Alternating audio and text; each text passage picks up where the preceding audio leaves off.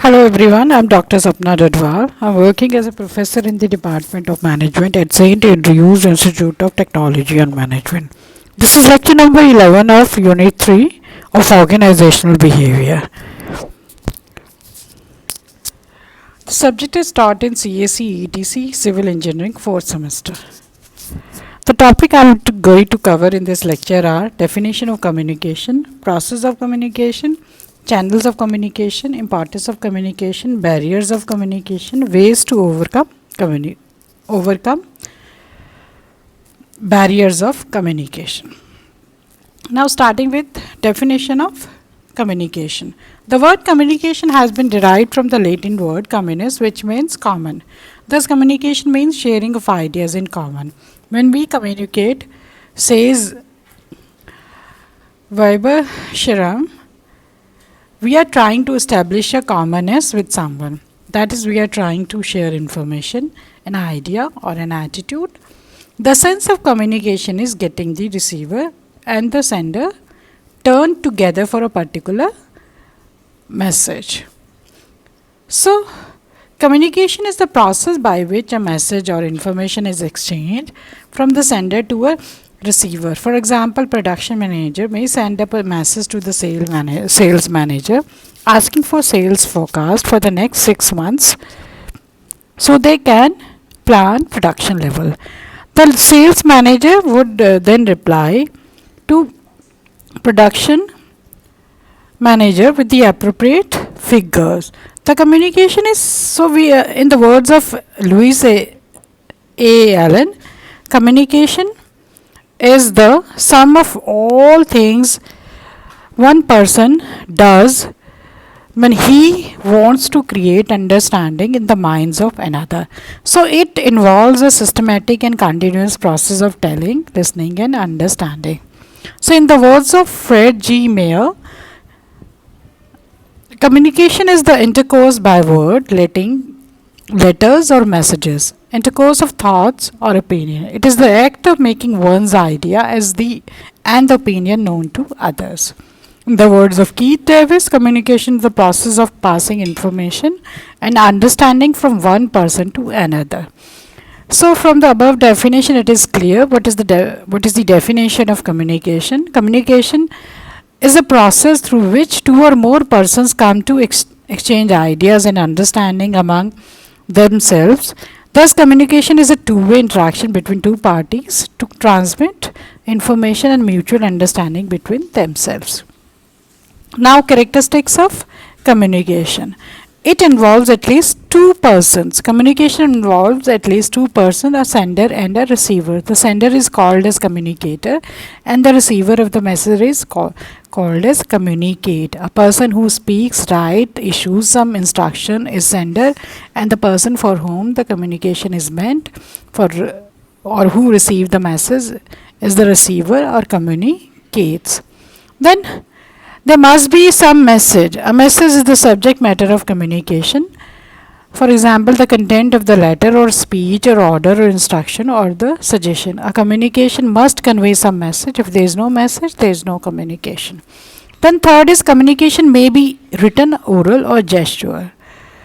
So communication generally understood as spoken or written words, but in reality it is more than that. It includes everything that may be used to convey meaning from one person to another. Even a movement of lip or a wave of hand may convey more meaning than even written or spoken words. Then communication is a two-way process. It involves both information and understanding. Communication is not complete unless the receiver has understood the message properly and his reaction or response is known to the sender. Then next is its primary purpose is motivate a response. So the primary purpose of communication is to motivate response or influence human behavior. So there is no doubt that communication comes from within, but communicator also motivate by good drafting of message. So proper timing of communication etc. is very important in communication. So to create understanding, a communication must be relevant to the situation. It must be remembered and communicated as a means of motivating, not an end itself. Then communication may be formal or informal. Formal communication follows the formal channels provided in the organization structure. For example, managing director communicates with the departmental heads. Say finance manager communicate with his subordinate. In simple words, in and whereas in informal communication, there is no direct communication between the managing director and account clerk. So informal communication flows from informal channels of communication which are not provided in the organization structure. These channels develop among members because of the personal contacts through working with each other. Next characteristic, it flows up and downward. It also from side to side. So communication flows downward from the superior to subordinate and upward from subordinate to superior. It also flows between two or more persons operating at the same level of authority. The next is characteristic of communication is it is an integral part of the process of exchange. So it refers to the exchange of ideas, feelings, emotions and knowledge and information between two or more persons. So it is integral part of process of exchange. Now the next is elements of communication. The basic element of communication first is communicator. The sender, speaker, issuer, writer who intends to convey or transmit a message is called as communicator. Then second is communicate. The receiver for whom the communication is meant is called as communicate or receiver. Then third is the subject matter of communication, that is content of the letter, speech, order, information, idea or suggestion. Then communication channel, the media by which the information and understanding are passed from sender to the receiver. It serves as a link between the communicator and communicate. So the levels of organization or relationship that exist between different individuals or department of an organization can be channels of communication. And communication may be formal and informal. Then response or feedback, the effect, reply or reaction of the information transmitted on the communicate, that is successful, no communication or miscommunication. So this is the fifth element of communication. Now the next topic is importance of communication. First is the basis of coordination. So communication is the basis of coordination in the organization. If there is no communication, there will be no coordination among the employees of the organization. So manager explains to employees the organization goals, models of their achievement and also interpersonal relationship amongst them. It is possible only through communication. So this provide coordination between various employees and also department. Second is fluent working. So if a manager will not be able to communicate with his subordinates or with other departments, then there will be no fluency in the working of the organization. So the fluency of the organization comes with the effective communication in the organization only. Then third is it is a basis of decision making. So proper communication provide information to the manager that is useful for decision making. No decision could be taken in the absence of information. Thus communication is the basis for taking right decision. Then increases managerial efficiency of the managers. A manager convey the targets and issue instructions and allocate job to the subordinate. So all of these aspects involve communication. Thus communication is essential for the quick and effective performance of managers and the entire organization. The next is increases cooperation and organizational peace. The two-way communication process promote cooperation and mutual understanding amongst the workers and also between them and the management. This lead to less friction and thus lead to individual peace in the factory and in efficient operations. So next is communication boost morale of the employees. Good communication helps the managers to adjust to their physical and social aspect of work. It also improves good human relations in the organization. A good and effective communication system enables the managers to motivate, influence and satisfy the subordinate. Now comes Next topic is communication process. Communication is a continuous process which mainly involves three elements, which is sender, message and receiver. The element involved in the communication process are explained below in detail. First is sender. The sender or the communicated message conveyed to the receiver. He is the source and one who starts the communication. Then message. It is the idea, information, view, fact, feeling, and this is generated by sender and is then intended to be communicated further. The third step is encoding. The message generated by the sender is encoded symbolically, such as the form of words, pictures, gestures, etc., before it is being conveyed to the receiver. Then comes media. It is the manner in which the encoded message is transmitted. The message may be transmitted orally or in writing. The medium of communication include telephone, internet, post, fax, email, etc. The choice of medium is decided by the sender. Then comes decoding. It is a process of converting the symbol encoded by the sender after decoding the message is received by the receiver. Then receiver. He is the person who is the last in the chain and for whom the message was sent by the sender. Once the receiver receives the message and understand it in proper perspective, act according to the message, only then purpose of the communication is successful. Then comes feedback. Once the receiver confirms the sender that he has received the message and understood it, the process of communication is complete. Now, oral communication. Oral communication is the process of conveying or receiving message with the use of spoken words. This mode of communication is highly used across the world because of rapid transmission of information and prompt reply. Oral communication can either be in form of direct conversation between two or more persons, like face-to-face communication, lectures, meetings, seminars, group discussions, conferences, etc., or indirect conversation in the form of communication in which a medium is used for interchange of information like telephone conversation, video call, voice call, etc. Then comes written communication. The communication in which the message is transmitted in written or printed form is known as written communication. It is the most reliable mode of communication and it is highly preferred in the business world because of its formal and sophisticated nature. The various channels of written communications are letters, emails, journals, magazines, newspaper, text messages, reports, etc. So there are a number of advantages of written communications. Now, types of communication. First one is formal communication. Formal communication are the one which flows through the official channels designed in the organizational chart. It may take place between a superior and a subordinate and a superior, or among the same cadre employees or manager. These communication can be oral or in writing and are generally recorded and filed in the office.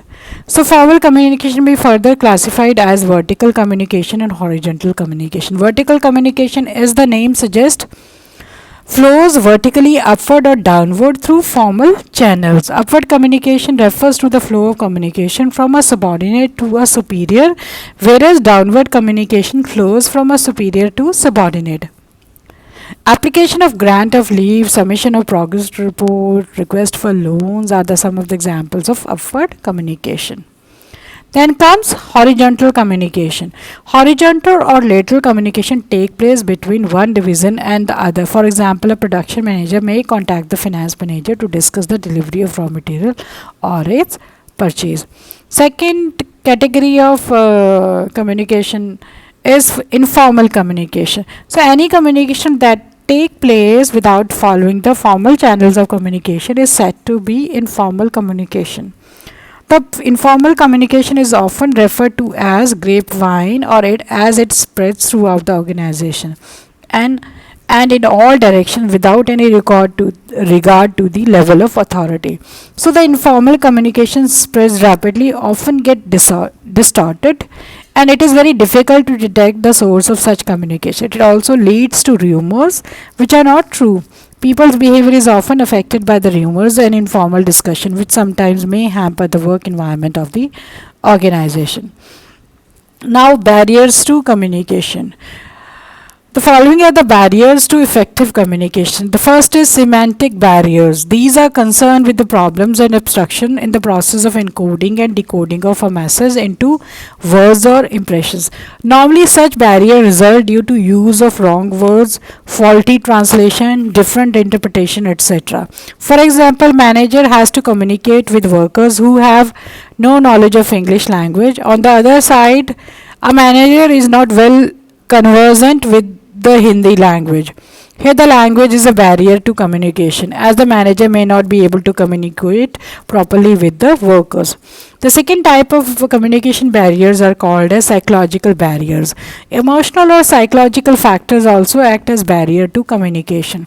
The state of mind of both sender and receiver of communication reflect an effective communication.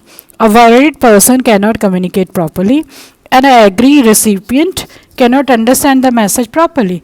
Thus, at the time of communication, both the senders and receivers need to be psychologically sound. Also, they should trust each other. They do not believe each other. They cannot understand each other message in its original sense. The third barrier is organizational barriers. The factors related to organizational structures, rules and regulations, authority relationship, etc. may sometimes act as barrier to effective communication. In an organization with the highly centralized pattern, people may not be encouraged to have free communication. Also, rigid rules and regulations and cumbersome procedures may also become a hurdle to communication. Then comes personal barriers. The personal factors of both sender and receiver may act as a barrier to effective communication. If a superior thinks that a particular communication may adversely affect his authority, he may suppress such communication. Also, if the superior do not have confidence in the competency of his subordinate, then they may not ask for their advice. The subordinate may not be willing to offer useful suggestion in absence of any reward or appreciation for a good suggestion. Now, the next topic is steps to make communication effective. Effective communication is a good business and very essential for the organization. Communication takes place when one person transforms information and understanding to another person. An effective communication is one which is followed by the receiver of the message and his reaction or response is known to the sender. It is a two-way process. It may not be possible to achieve perfect communication. The following steps can be taken to minimize barrier to communication and making it more effective. The first one is clarity and completeness. In order to communicate effectively, it is very essential to know the audience for whom the message is meant.